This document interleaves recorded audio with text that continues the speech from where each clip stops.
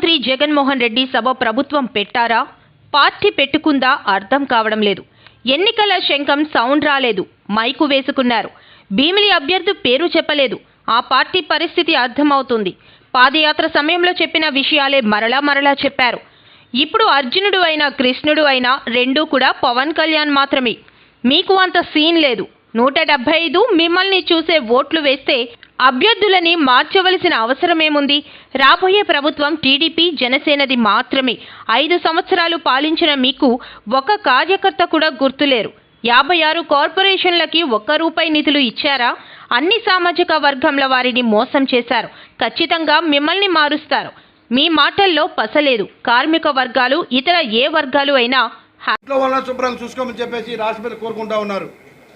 ఒక పక్క అమ్మ, ఒక పక్క చెల్లి, మరో పక్క బాబాయ్, ఇలా చెప్పుకుంటూ పోతే అందరు కూడా ఇంట్లో వాళ్ళు అందరూ కూడా మీకేంటి ఎవరిని ఉద్ధరించారండి? మీరు నమ్ముకున్న మీరేదో ఉన్న కార్యకర్తల్ని అందరినీ కూడా మీరు మోసం చేశారన్న విషయం ప్రతి ఒక్కరికి కూడా తెలుసు. ఎంతోమంది ఇవాళ మిమ్మల్ని నమ్ముకొని మాలాంటి వాళ్ళ జీవితాలు తగలెట్టుకున్నారు. నాలాంటి వాళ్ళు ఒక 100 మంది ఉన్నారు.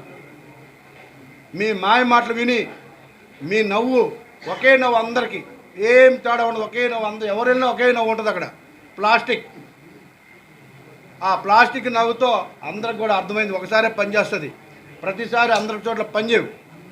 మీరు ఎలా మోసం చేస్తున్నారు ప్రజలకి చాలా క్లారిటీగా అర్థమైంది. సో మీరు ఎన్ని ఎత్తులు వేసినా, మీరు ఏ రకంగా ఉన్నా మిమ్మల్ని మాత్రం ప్రజలు క్షమించరు. ఇవాళ కులాల మధ్యలో చిచ్చు పెట్టారు, ఏ చెప్పుకుంటూ వెళ్ళారు. ఏ ఒక్కటైనా మీరు చేశారని ఒకటే ధైర్యం చెప్పగలరా? ఇవాళ అట్లా కనీసం ఈ విశాఖపట్నం ప్రజలు మీరు ఎప్పుడైనా సాయంత్రం కానీ ఉదయం కానీ చాలా హ్యాపీగా వెళ్ళే బ్లూ బ్లాక్ ఉన్నటువంటి రుషికొండను కూడా ప్రజలు అక్కడ దగ్గరికి వెళ్ళే పరిస్థితి లేదు.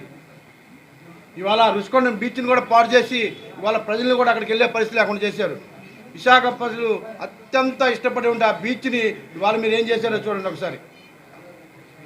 3 రాజధానులు, అది పెద్ద కామెడీ.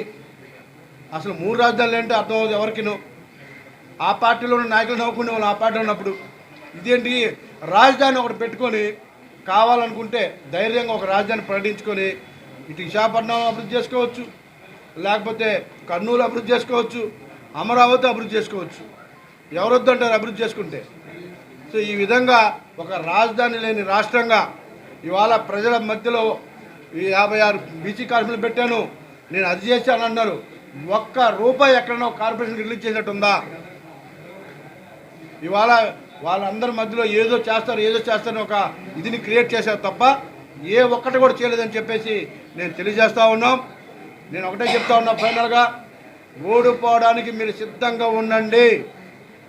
మీ కార్యకర్తలు కానీ, మీ నాయకులు కానీ, ఈ రాష్ట్ర ప్రజలు కానీ మిమ్మల్ని నమ్మే పరిస్థితుల్లో లేరు. మీకు ఓటేసే పరిస్థితుల్లో లేరు. ఇది మీకు తెలుసు, ఈ రాష్ట్ర ప్రజలకు తెలుసు, ప్రతి ఒక్కరికి కూడా తెలుసు. మీరు నటిస్తూ ఉన్నారు. మీ నటన ఇంకెన్ని రోజులు ఉండదు.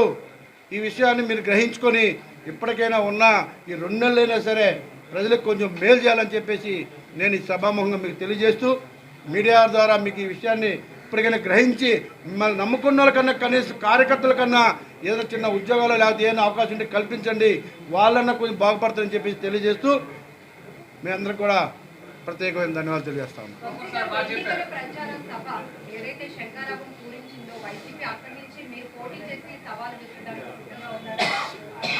ఖచ్చితంగా సిద్ధంగా ఉన్నాం. మా నాయకుడు ఎక్కడ ఆదేశిస్తే అక్కడ పోటీ చేస్తాం. నేను చెప్పా, ఈ రాష్ట్రంలో అత్యధిక మెజార్టీతో ఓడిపోయే సీటు భీమిలి. మళ్ళీ చెప్తా ఉన్నా, మీరు రాసి పెట్టుకోండి, ఎలక్షన్ తర్వాత మాట్లాడుకుందాం.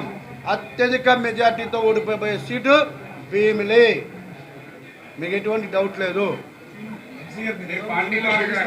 మీతో పాటు చాలా మంది ఎమ్మెల్యేలు ఎమ్మెల్సీలు జాయిన్ అవుతా ఉన్నారు. సంక్రాంతి తర్వాత చూడండి మా పార్టీ ఇమేజ్ ఎలా పెరుగుతున్నారు. టైం కోసం ఎదురు చూస్తూ ఉన్నాం. Already joinings every day start అయి ఉన్నాయి. చాలామంది జాయినింగ్స్ ఉన్నాయి. కాకపోతే ఎక్కడ ఏమి హెల్ప్ చేయగలం వాళ్ళకి ఆలోచిస్తూ ఉన్నాం. అతి త్వరలోనే ఒక 60-70 మందిని పవన్ కళ్యాణ్ గారి సమక్షంలో జాయిన్ చేయబోతా ఉన్నాం ఒక 2-3 రోజుల్లో. ఎటువంటి డౌట్ లేదు. మీకు ఇచ్చిన మాట తప్పే పరిస్థితే లేదు. మీరు గుర్తుపెట్టుకోండి, విశాఖపట్నం 98వ వార్డుకు సంబంధించి ఈ పార్లమెంట్కి సంబంధించి నేను ఆ రోజు చెప్పా, క్లీన్ చేస్తాం, ఎటువంటి డౌట్ లేదు. మీరు ఒక 10 రోజుల తర్వాత మనం మాట్లాడుకుందాం.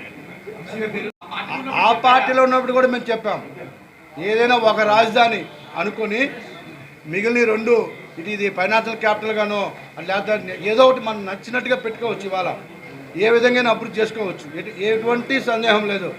3 రాజధానులు ఉండవలసిన ఒక రాజధాని పెట్టుకొని 3 ప్రాంతాలు కూడా సమానంగా అభివృద్ధి చేస్తే మంచి పేరు వస్తుంది. ఒక రాజధాని ఉండాలి, ఏదైనా చెప్పుకోవడానికి ఉండదంటే ఎవరు వింటారు? అక్కడ ఎవరు వినలేదు కాబట్టి ఇలాంటి పరిస్థితి. ఎవరిని నిలబెట్టినా భీమిల్లో నేనైనా కావచ్చు, ఎవరైనా కావచ్చు, ఏ పార్టీకి వస్తే ఇంకా క్లారిటీ లేదు.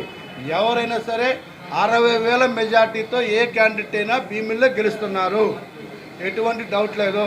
ఎలక్షన్ తర్వాత మళ్ళీ ప్రెస్ మీట్ పెట్టుకోండి, నేనే పెడతాను, నేనే చెప్తాను. ఆ మెజార్టీ ఒక ఓటు కూడా తక్కువ పెరుగుతుంది. మీరు గెలుస్తాం అంటున్నారు, మీ పార్టీ వాళ్ళే వైసీపీ వాళ్ళతో గుమ్మకి అక్కడ టికెట్ ఆశించినారు.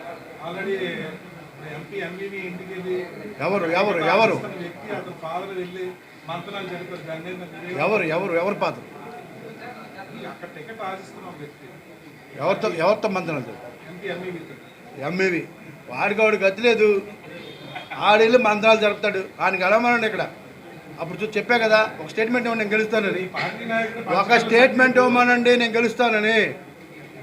ధైర్యం ఉంటే ఒక స్టేట్మెంట్ ఇవ్వమనండి, దమ్ముంటే ఇవ్వమనండి. నేను చెప్తా ఉన్నా కదా, ఈయన వెళ్ళి భీములకి వెళ్ళి గెలిపించాడు. పక్క ఏడిస్తే ఆ మొన్న ఇక్కడికి వెళ్ళమని చెప్పండి, చూద్దాం. అంత దమ్ముంటే ఇక్కడే వెళ్ళమని చెప్పండి. నేను చెప్తున్నా కదా, అలా ఇలాంటివి చేస్తాడు. కరెక్టే మీరు చెప్పింది.